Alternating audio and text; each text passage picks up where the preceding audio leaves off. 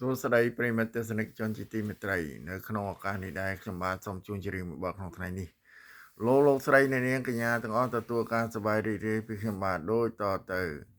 ចំប៉ាប៉ោយប៉ែនតូចតន់បងអើយបងស្នេហ៍អូនណាំងណាស្រងជីវ៉ាមកនឹងមកអូនណាត្រង់កនិដ្ឋាសូមអូនមេត្តាដល់ចិនបងផងបងនឹកដល់អូនខ្លាំងណាស់ជីវ៉ាសូមអូនមេត្តាដល់ចិត្តបងផងបងរងចាំអូនដល់ចិនទាសាពេលបនចូលឆ្នាំនេះណាពិសីបងចាំ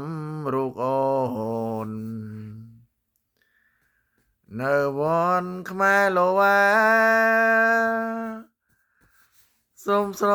កនិដ្ឋាមកជួបនឹងប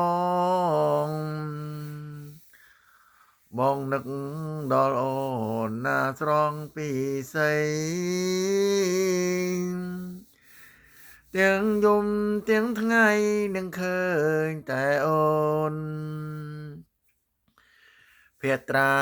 ប្រព្រឹមញញឹមមានន័យលីពីសំដីផ្អែមឆ្ងាញ់ពិសាដំណើរមួយដោយគេណរៃត្រគៀងអូនស្អីសំនឹងខ្លួនអូនសូដនទាំងទ្វេសាណាំងពីស័យសូមអូនប្រណីដាក់ទានស្នេហាបងជើតែឈួនវងវែងព្រោះអូន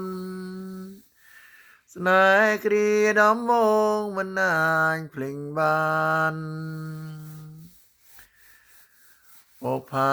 ប៉ោយប៉ែនតូចតន់បងអើយតើអូនេះណាមាននឹករូបបងនឹករូបអូនណាស្រងពីស័យសូមអូនមកជួបបងណាអូនណាតើអូនស្រឡាញ់បងដែរឬអីសូមអូនប្រណីដល់ចិត្តបងផង